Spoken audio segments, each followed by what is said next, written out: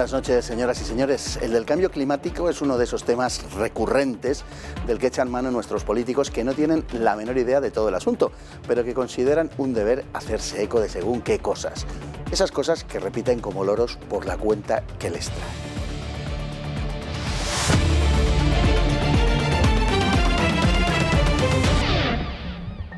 Y en nuestra sección Desde Fuera, la BBC nos trae un titular que dice coronavirus en África, la sorprendente teoría que puede explicar el misterio de la baja tasa de mortalidad del COVID-19. La pandemia en África ha resultado menos letal de lo que todo el mundo suponía, y eso que la pobreza se presumía como un factor decisivo, ya que favorece el hacinamiento. Nuestro nunca bien ponderado vicepresidente del gobierno, ya saben de quién les hablo, se empeñó en que el virus sí entendía de clases sociales, pero en la zona más pobre de la Tierra, África, resulta que no.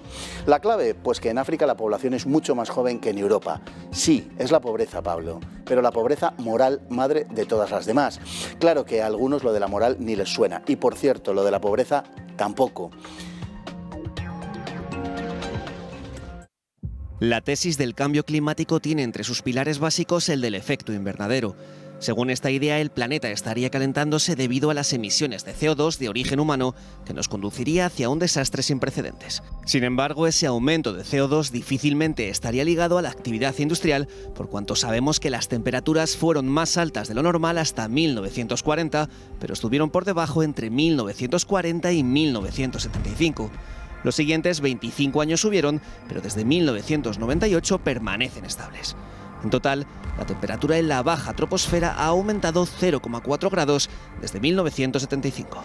En cualquier caso, el CO2 supone solo el 0,04% de la atmósfera, y tan solo un 3% del mismo procede de la actividad humana.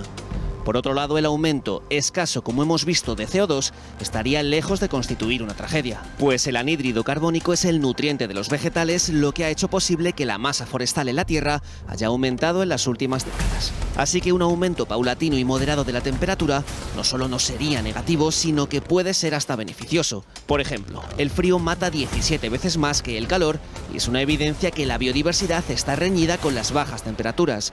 Las áreas de cultivo podrían verse incrementadas tanto en altitud como en latitud.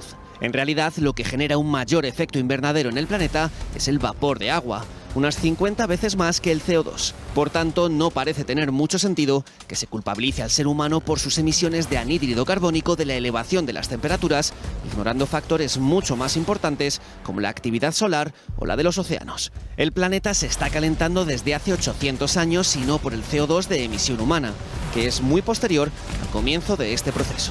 Es imposible predecir cuánto van a subir las temperaturas, por cuánto tiempo o que este ascenso sea de origen humano, así como dónde se va a experimentar en mayor medida ese cambio.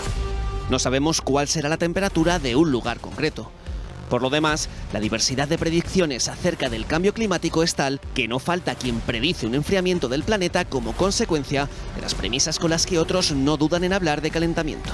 Al final, solo puede afirmarse que el clima está cambiando, como ha sucedido siempre. Para hablar de esta cuestión tenemos a don José Luis Barceló, autor de este libro Cambio climático sin complejos, en el que da un repaso verdaderamente a las cuestiones más candentes en torno al cambio climático y pone los puntos sobre las íes sobre muchos temas acerca de los que ya hemos hablado y de otros que no hemos tocado, al menos con mucha profundidad. Don José Luis, muy bienvenido. Muchas gracias, don Fernando. Muy buenas. Es un placer, de verdad. Bueno, en el libro denuncias que el apocalipticismo climático conduce en definitiva a un reforzamiento del poder político, a una pérdida de la libertad y a un empobrecimiento. Y para cualquiera que quiera echar un vistazo a este tipo de políticas y a los que nos prometen, efectivamente, tal cual parece. Sí, porque hay, y además en esta introducción que estabais ahora mismo emitiendo, con respecto a África, aparte de esa población más joven que hay en África, hay un fenómeno también que es el de la diseminación de la población, que hace que en estos entornos, digamos, más rurales, ¿no?, como es la población de África, la concentración urbana nuestra hace que precisamente tengamos más problemas con contagios, por ejemplo, con los que puede provocar la crisis del COVID. Esto en África ocurre con menos intensidad y es uno de los motivos, ¿no? ¿Qué otro motivo tiene esa concentración urbana? ¿Qué otra habilidad o qué otra facultad provee a los gobiernos con estas tendencias además autoritarias que estamos viendo en regímenes democráticos? Pues el del control de la población, el control de la opinión. Estamos viendo que en las ciudades además hay una tendencia a opinar, digamos, más libertariamente, si quieres aceptarme esa expresión, en el sentido de que las posiciones, digamos, más identitarias o más apegadas a la vida tradicional de cualquier país, da igual que sea Europa, que China, que un país africano, en la ciudad se difuminan y se pierden, ¿no? Esto es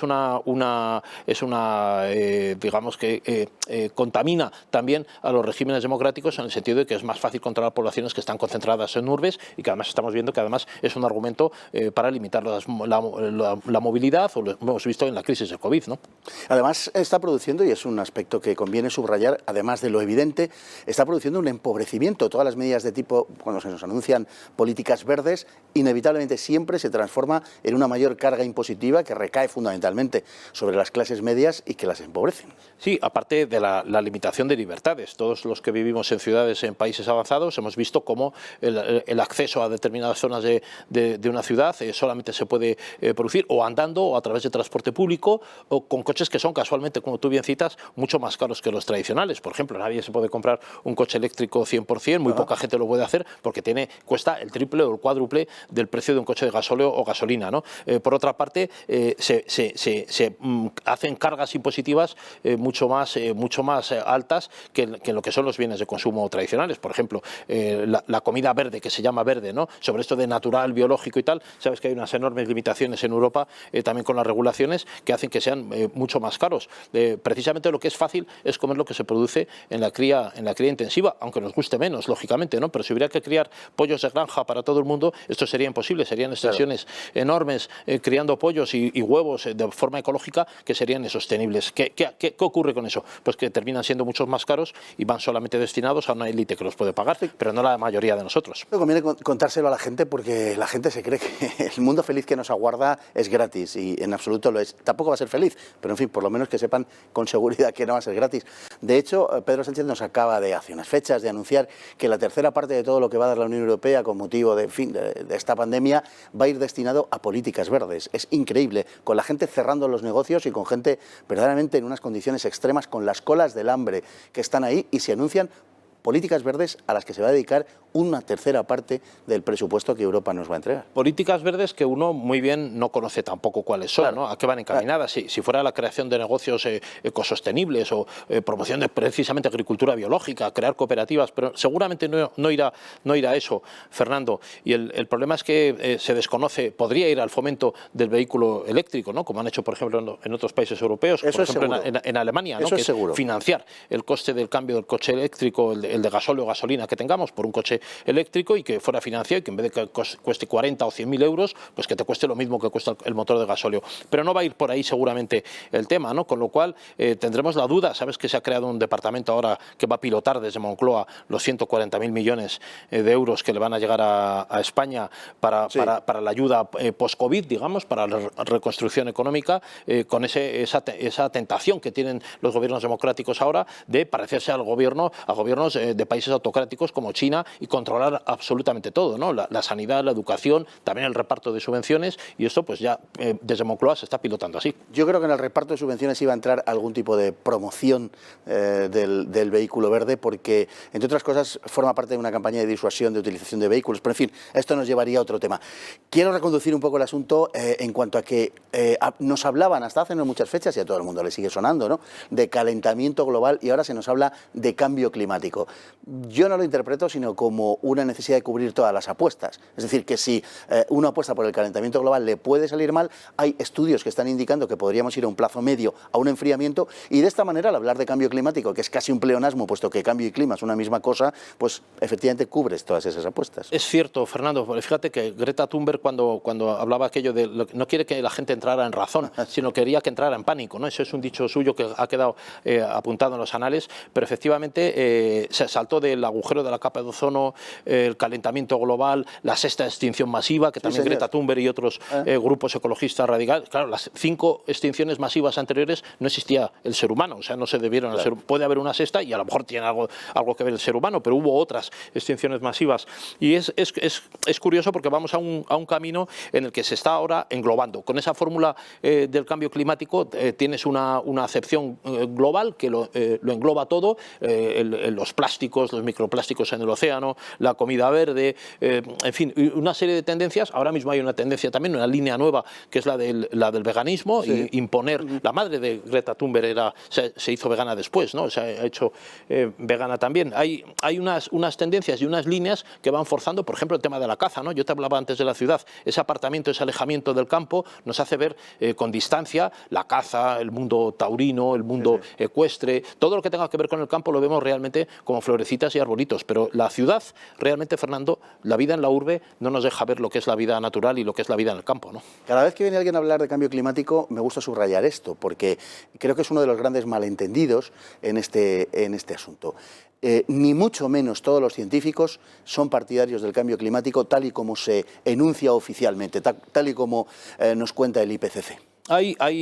Fernando, efectivamente, el IPCC que tú mencionas, ligado a Naciones Unidas, consta de una treintena, medio centenar de científicos a sueldo, que no son todos los científicos del mundo, ni mucho menos, ¿no? Hay un profesor de la Facultad de Ciencias Atmosféricas de la Universidad de Pekín, Kuai Wei-hong, que dice que precisamente sí, él ha podido constatar con una serie de estudios que ha hecho que ha habido un calentamiento global. No habla de cambio climático ni de cambio global, ¿no? De cambio del medio ambiente. Ha habido, en el último siglo, con el arranque de la revolución industrial, ha habido un cierto calentamiento global, pero que se ha parado en los últimos 20 años. Y esto el Hadley Center lo confirma también. Lo cuentas en tu libro, por cierto. Desde 1998 hasta 2008, prácticamente hasta antes de ayer, la temperatura prácticamente no ha cambiado. Se ha movido 0,02 grados en todo el planeta. No ha tenido ningún cambio. Sí es verdad que la revolución industrial y sobre todo el uso de combustibles fósiles, el carbón y el petróleo, pueden haber tenido una incidencia, pero siempre lo vemos en la distancia de nuestro entorno urbano. No reconocemos que el resto del planeta no se mueve con gasóleo, ¿no? O sea que, José Luis, no estaríamos en todo caso en un momento de aceleración de ese calentamiento global en ningún modo. No, ahora mismo está paralizado. Nadie habla, y además precisamente la crisis del COVID trae un recurso que nosotros en este libro hemos trabajado, y es el tema de que llevamos un año parada toda la industria, toda la producción industrial, no surcan aviones por los cielos, no utilizamos los coches por la ciudad, se ha parado absolutamente y nadie está diciendo ni constatando qué efecto está teniendo esto sobre el cambio climático. Esto es una cuestión palmaria, ¿no? Habría que intentar ver si realmente la paralización total del planeta, como muchos grupos ecologistas o Greta Thunberg estuvo pidiendo delante del foro de Davos o en Naciones Unidas, esto lo ha conseguido no los grupos ecologistas, sino una crisis como la del COVID. Se ha parado absolutamente la industria y se ha parado la contaminación. ¿Qué efecto ha tenido esto? Nadie está diciendo que esto realmente haya tenido un efecto, ¿no? En todo caso hay un malentendido también general cuando en el hablar común, ¿no? Cuando estás hablando con una persona y la gente inmediatamente ha adoptado como una especie de, no sé, de cliché por el cual te dicen siempre, uy, sí, desde luego que se nota, yo cuando era pequeño nevaba mucho más y todas estas cosas. Quiero decir, aún aceptando las tesis oficiales, el incremento de temperatura habría sido absolutamente inapreciable desde el punto de vista humano. No lo podemos notar eso, porque además incluso hay gente que cuando hace frío dice que efectivamente se nota que hay un cambio climático, cuando hace una helada tremenda o una nevada, pues dice, ¿ves? Es el cambio climático, o te llega una nevada en marzo y no te acuerdas que también tu abuela decía que había nevadas en marzo, pero solamente nos acordamos de lo que queremos recordar. Todo el mundo presupone ya que hay un cambio climático, un cambio tal, que el agujero de la capa de ozono te va a crear cáncer de piel, si lo coges lo achacas ya directamente a eso, y es lo que se transmite por los medios de comunicación, lo que transmitimos realmente y lo que nos queremos creer. En esto no hay una unanimidad científica, Fernando, y luego además hay que tener en cuenta que los científicos sí hay una unanimidad en que el calentamiento global tiene en una buenísima parte que ver, fíjate, es una centésima parte solamente el CO2. El resto es vapor de agua, el efecto de los polos y las nieves y sobre todo la radiación solar. Ahora es importantísimo esto. O sea, lo que estás afirmando, y no eres tú solo el que lo afirma, es que el CO2 no es el responsable fundamental del efecto invernadero y por tanto del calentamiento global. Werner Munter, que es un profesor alemán, lo acredita él con sus estudios, que claro, no son los estudios del IPCC que tú citabas antes, ¿no? Son estudios de otro corte, independientes. Es difícil ir contra esa verdad única que se está intentando transmitir para que todo el mundo se convenza de que efectivamente está habiendo un cambio climático. Pero ahora mismo la incidencia del CO2 sobre el calentamiento global, por ejemplo, por hablar del efecto invernadero, es apenas una centésima parte si lo comparamos con las nubes, el efecto que tiene el reflejo de la luz del sol sobre el agua y las nubes. Y sobre todo el vapor de agua, pero sobre todo también las manchas solares. Esa actividad solar se ha demostrado muy importante, Fernando, en el sentido de que nosotros ahora vamos, en los próximos años, no se sabe cuántos, las próximas décadas, seguramente 30 o 40 años, la actividad del sol, saben los científicos, que va a tener menos manchas solares y se va, digamos, a atenuar. Eso trae un enfriamiento global. Cuando el Sol tiene más manchas solares, pues se produce un calentamiento global más acelerado. Y en el momento en que esa actividad cesa o baja o se relaja un poco, el planeta se tiende a enfriarse. Nosotros vamos encaminados precisamente a una fase de enfriamiento por efecto de que el Sol tendrá menos manchas solares en los próximos 40 o 50 años. Bueno, es algo que desde algunas universidades se ha venido defendiendo. Gran Bretaña, por ejemplo, que yo recuerdo ahora mismo, y en Estados Unidos, se ha venido defendiendo que hacia donde vamos realmente es hacia un enfriamiento por razón de lo que estás comentando. Una menor actividad solar, porque en lo esencial el cambio del clima se debería a la actividad solar. Yo recuerdo, y perdón por el apunte biográfico, pero recuerdo cuando en el primer curso en el segundo curso de la facultad nos hablaban en la asignatura de Geografía del clima y nos hablaban ya de cambio climático, pero no de este cambio climático, porque entonces, años 80, todavía digamos que existía la inercia de creer que íbamos hacia un enfriamiento. Y nos decían, no crean nunca en el cambio climático. ¿Quién nos iba a decir que luego iba a venir esto? No crean nunca en el cambio climático, porque cambio y clima son la misma cosa. No existe un clima, digamos, estático con respecto al cual se produzca ningún cambio. Es que el clima está siempre cambiando, permanentemente cambiando. El clima, nos decían, es una especie de abstracción estadística. Si tú coges la temperatura en el mes de julio en Madrid, tienes que la máxima es 32, la mínima 18, pero posiblemente ningún día del mes de julio se verifique que la máxima sea 32 y la mínima 18. Es una estadística. Es una estadística y luego es un poco aberrante desde el punto de vista científico querer saber todo lo que ha pasado en toda la edad del planeta, especialmente lo que ha pasado durante el tiempo que han vivido los humanos, tomando como datos solamente los últimos 200 años. Se vienen tomando datos del planeta desde 1850 con la era de las exploraciones. ¿Qué pluviosidad hay en América?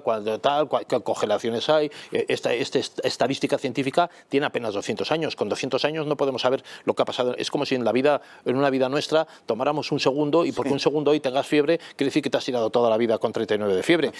Ahora mismo el planeta está en una situación que ha habido un proceso de industrialización muy grande que tiene un efecto ambiental que nosotros percibimos muy cercano. El smog, por ejemplo, el propio entorno ambiental urbano en las ciudades es anómalo, es artificial. Prácticamente no pega el sol por la altura de los edificios en todo el día. El aire es distinto que el del resto a 40 kilómetros a la redonda, no cae la nieve como caía antes porque hay una cápsula de calor que impide que la nieve caiga al suelo. En fin, hay una serie de cuestiones que no nos permiten ver realmente cuál es el entorno. Y en las últimas etapas, Fernando, en los últimos años ha habido una muy agria, se ha arremetido muy agriamente contra los países avanzados e industrializados, por ejemplo la Unión Europea, que tiene las regulaciones ambientales, de protección ambiental, de reciclaje, la concienciación social sobre lo que no tirar una colilla en el suelo, separar los plásticos y el vidrio. Todo esto lo tenemos en los países avanzados. Y no somos los que más contaminamos. Donde más se ha implantado el vehículo eléctrico o las energías alternativas es en nuestros países, que son los que más autocrítica estamos precisamente haciendo. Yo creo que habría que poner el ojo, por ejemplo, en países más contaminantes como puede ser la India o puede ser, por ejemplo, China, ¿no? Pues pondremos el ojo, don José Luis Barceló, autor de este libro, Cambio Climático sin complejos. Pondremos el ojo en algunos otros temas que incluye usted en este libro porque son de lo más interesante y algunos que tenemos pendientes al hilo del cambio climático. Le agradecemos enormemente que haya estado con nosotros y le emplazamos a que vuelva a visitarnos en un lapso de tiempo razonable. Muchas gracias, don Fernando. Muchas gracias. Y ahora nos vamos nosotros a nuestra sección de la hemeroteca.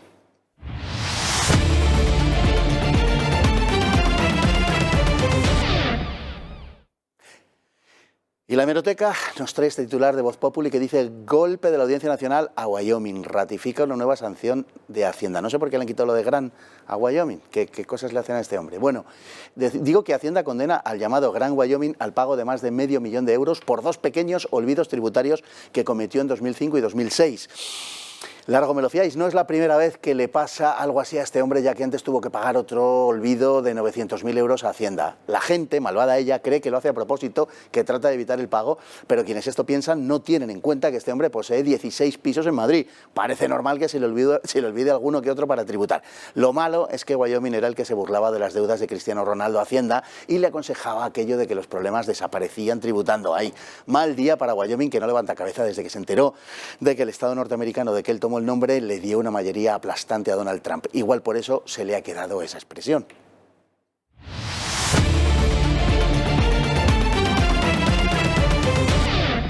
Mientras en Europa Oriental el comunismo es puesto fuera de la ley, en Rusia el pasado comunista no parece incomodar ni a los dirigentes ni a la población. Antes, al contrario, allí no hay memoria histórica que valga y el país parece haber asumido la historia con naturalidad, sin amputaciones ni prohibiciones. El pasado día 4 de noviembre, el Parlamento eslovaco declaró al Partido Comunista organización criminal. La resolución, que se suma a la decisión en el mismo sentido que ya han adoptado Polonia, Lituania, Letonia y Ucrania, encontró un amplio eco en la prensa internacional. En estos países, todo lo relacionado con el comunismo debe desaparecer del espacio público.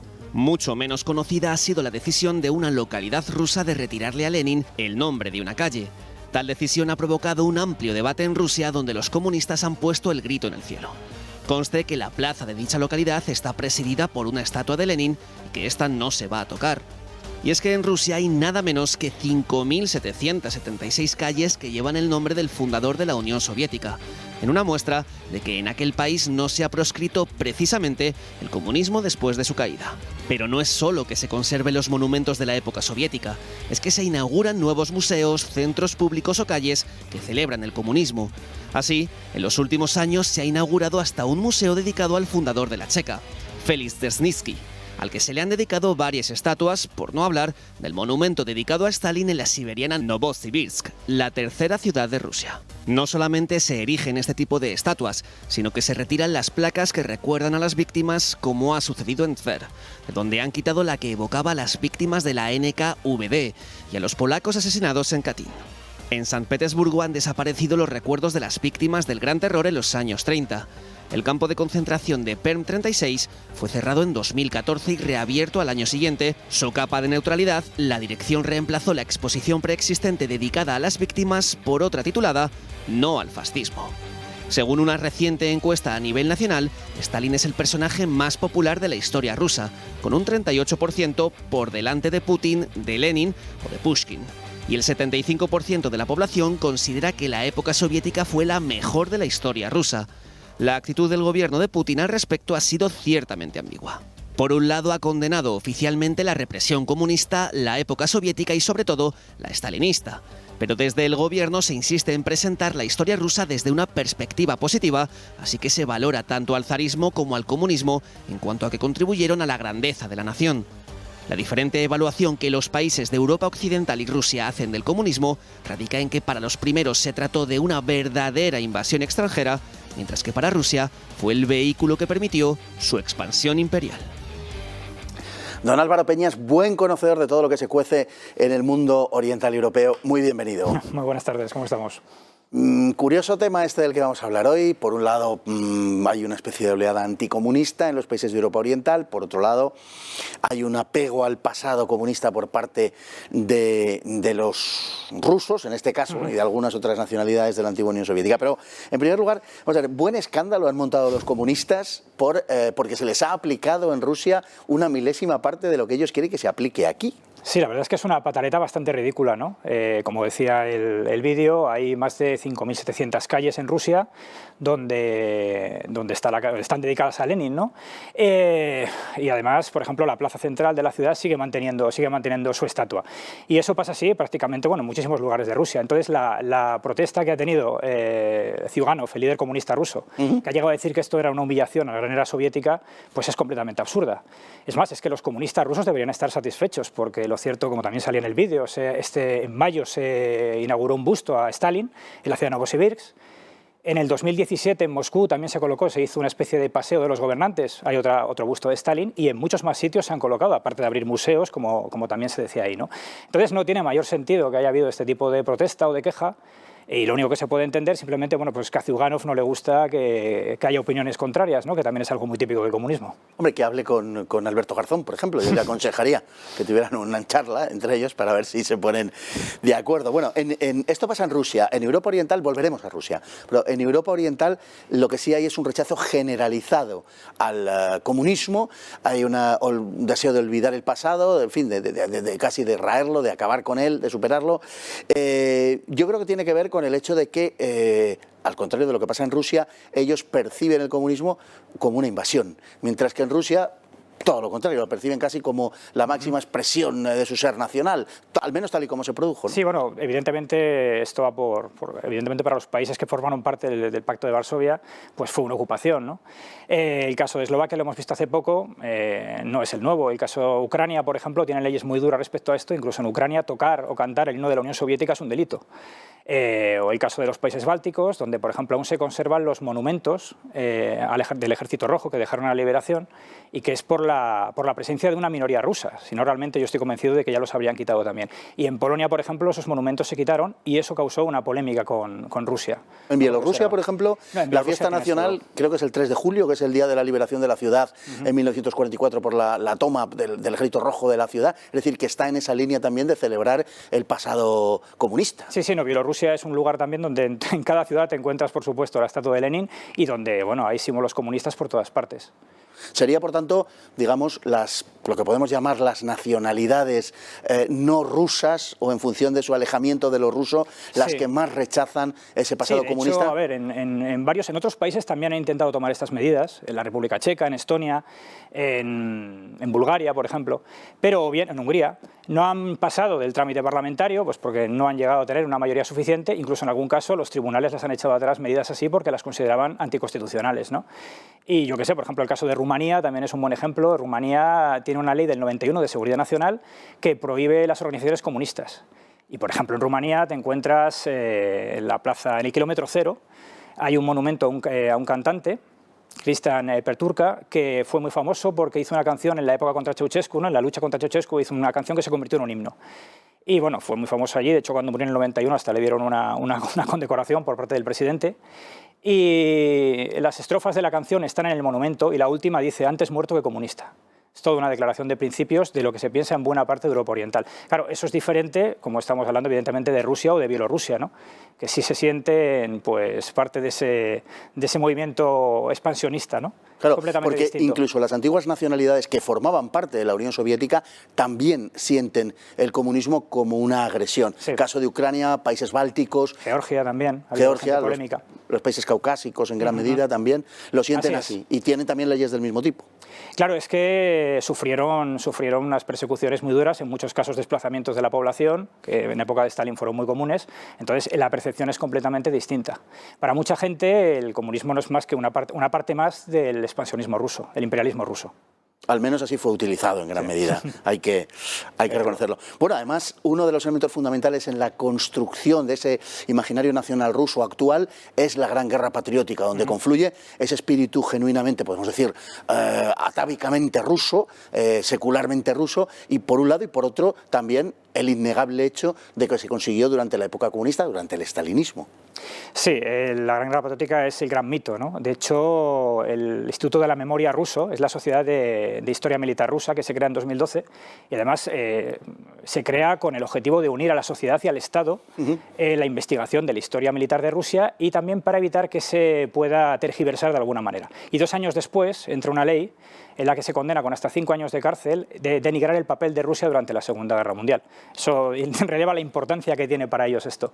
Y luego en el cine, por ejemplo, es un buen lugar para ver la importancia que tiene, ¿no? Hay un caso curioso que es una película del año 2010, se llama Quemado por el Sol 2, porque la primera parte de la película es del año 94, el director es Nikita Mikhalkov, y esta película habla sobre la guerra, pero critica a la vez al estalinismo.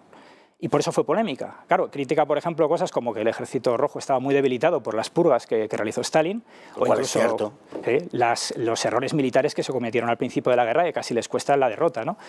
Entonces, pero a partir de ahí, todo lo que tenemos ya es un tipo de cine muy espectacular, grandes superproducciones, Stalingrado, T-34, los 28 de Panfilov, hay muchísimas.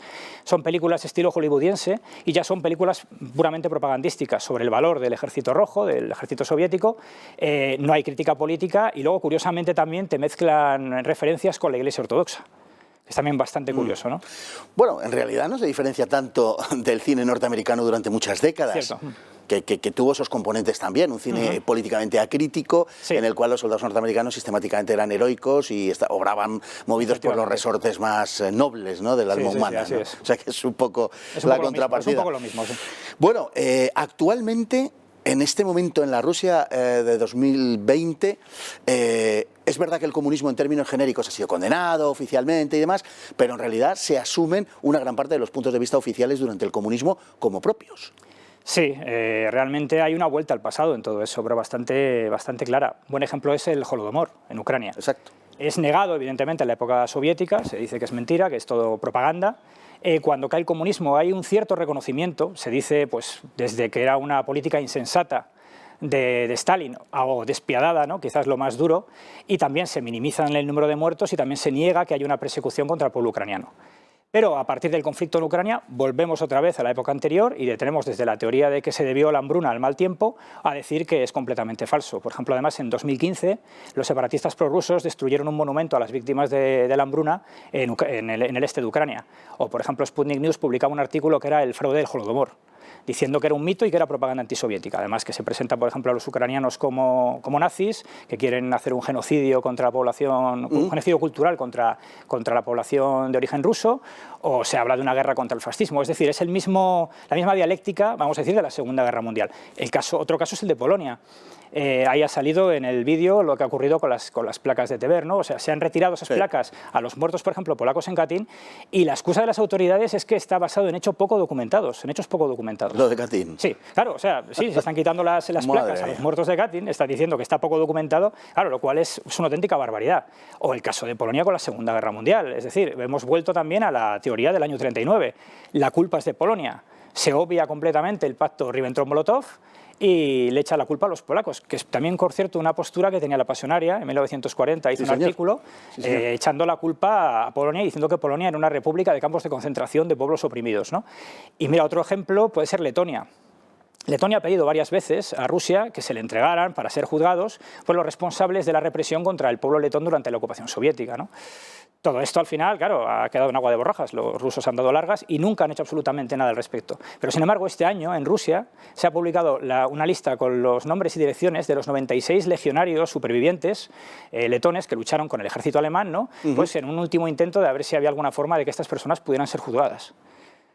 Entonces, es una tensión continua. Bueno, aquí en España podemos recordar lo que sucedió con los artículos que ha publicado ABC y La Razón, por ejemplo, hablando del heroísmo de la División Azul en la batalla de Krasnivor, y que fueron criticados hubo quejas de la embajada rusa. Sí, es cierto. Que, bueno, es posible, no sé si ha habido hace poco un artículo de La Razón hablando de cómo la embajada soviética en aquel momento instigó la matanza de Paracuellos, y de momento en eso no ha habido ninguna queja, pero bueno, veremos si eso puede pasar, ¿no? Sí, desde luego el pueblo soviético y el pueblo alemán sufrieron enormemente durante la Segunda Guerra Mundial, pero si algún pueblo sufrió de forma particular, no cabe ninguna duda que fue el pueblo polaco. Y eso es una realidad. En fin, Putin tiene claro que no quiere dividir a los rusos en todo caso. Lógicamente utiliza la historia para construir, como decíamos, ese imaginario colectivo del pueblo ruso, pero sobre todo porque sabe que la memoria histórica divide a la población y que si estuviera instigando campañas, en fin, de memoria, como se viene haciendo aquí, Rusia no sacaría nada en claro excepto dividir a su propia población. Claro, a ver, es cierto que el gobierno ruso condenó los crímenes comunistas, pero también es cierto que se empezó a dar una imagen positiva de todo ello, ¿no? Entonces se habla de Stalin como un gran dirigente, uno de los más exitosos de la URSS. En los libros de texto, por ejemplo. Sí, en los libros de texto. O te dicen que el resultado de las purgas fue que al final la Unión Soviética se modernizó, ¿no? Pese a que era una situación difícil y sin recursos. Claro, es un discurso, el discurso del Stalin fuerte, el vencedor del fascismo, el rival de Occidente, ¿no? El gran enemigo de Occidente, es un discurso que ahora mismo a Rusia le viene muy bien. Como salía también en el vídeo, es el principal personaje histórico para los rusos, seguido justo detrás por Vladimir Putin, ¿no? Sí, sí. Claro, el problema es que esto ha conducido a la exaltación de uno de los mayores genocidas de la historia. Y claro, en el momento que se exalta a los genocidas, pues ya los asesinos, pues lo que se hace es olvidar a las víctimas. Y hay que recordar que las primeras víctimas del comunismo y del estalinismo son los propios rusos. Y luego, para mí, hay un problema que tiene esta memoria, es que está uniendo cosas que son completamente opuestas a veces, ¿no? Te pongo un ejemplo, mira, en la ciudad de Grodno, que ahora es bielorrusa, dentro de la catedral ortodoxa puedes encontrar, es muy curioso, está pintado el interior con imágenes de los guardias rojos masacrando sacerdotes. Pero luego, en cuanto sales de la catedral, te vuelves a encontrar, por supuesto, a Lenin y te encuentras toda la simbología soviética, ¿no? Toda la simbología de esos mismos guardias rojos. Entonces, unir en el mismo empeño a víctimas y a verdugos, lo veo que, por un lado, puede ser bastante, cuanto menos, complicado. Bueno, lo que pasa es que, en realidad, suceden las dos cosas a la vez. Es innegable que la Unión Soviética se convierte en la superpotencia mundial junto a los Estados Unidos, en la primera potencia terrestre en términos militares. Es verdad que se moderniza y que se convierte en una potencia en un amplísimo número de campos, entre ellos el científico, también en el económico y, por supuesto, en el político, porque además contaba con la ayuda de un sinnúmero de partidos comunistas repartidos por todo el planeta. Eso es cierto, y al mismo tiempo es cierto que masacra a su población sistemáticamente, sobre todo durante la primera época y durante el estalinismo, y que las víctimas de esa política genocida son los propios soviéticos, que es lo que diferencia un poco a los partidos comunistas de otras políticas o de otros genocidios, ¿no? Es que se ceban en su propio pueblo. Bueno, en España Izquierda Unida o Podemos celebraron el aniversario de la Revolución Bolchevique y dijeron algo así como que era la revolución más hermosa, una cosa así, ¿no? Luego, esta gente pide que se condene el franquismo. Es una cosa de auténtica locura. Sí, bueno, es que claro, viven también en su mar de contradicciones, ¿no? El tema de la Revolución Bolchevique es muy curioso porque, claro, cuando luego se les pregunta por los crímenes cometidos por los bolcheviques, una respuesta bastante común es que la Revolución Bolchevique quería un mundo mejor.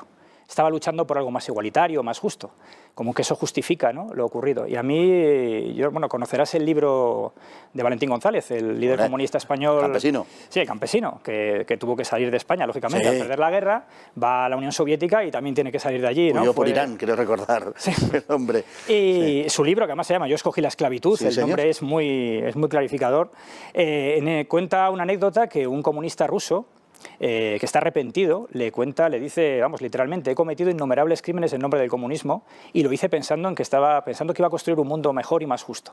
Pero me he dado cuenta de que lo que hemos construido es algo mucho peor de lo que había, ¿no? Evidentemente ese hombre se estaba dando cuenta de que era un asesino. Justificar ese tipo de barbaridades con la excusa de que se hacía por una buena intención es infantil y es completamente absurdo. De esa manera también un yihadista puede decir que le está matando porque cree que va a construir un mundo mejor. Claro. Cualquier persona que mata en nombre de... Cualquier persona que defiende una ideología, en principio lo hace porque cree que es lo mejor. Y por tanto, otra cosa es que esté dispuesto a adoptar determinados medios para conseguir sus fines, ¿no? Y que esos medios sean crueles, brutales, inhumanos. Y eso es un poco lo que diferencia a unos de otros. Y también lo que diferencia a España, a la clase política de España, de la clase política rusa, ya que lo podemos comparar por razón de la memoria histórica y de la interpretación de la historia que hacen, es que en un caso, una clase dirigente es patriota, júzguese como se quiera, pero es patriota, no quiere dividir a su gente, y en otro caso, precisamente lo que se busca es esa división por mor de una supremacía ideológica, pero se quiere dividir a la población. Claro, es que, a ver, y por tanto debilitarlo al pueblo. La diferencia entre ambas memorias históricas es muy clara. La española es una memoria ideológica, es una memoria histórica ideológica. Es decir, se crea con la idea, evidentemente, de fomentar una división, de fomentar un enfrentamiento, porque hay organizaciones, partidos o ideologías que consideran que eso les va a dar rédito político. O hay partidos como los separatistas que pueden apoyar todo este tipo de cosas porque pueden ayudar en su objetivo final, que al fin y al cabo es la destrucción de España. Claro, la memoria histórica rusa es una memoria histórica de Estado.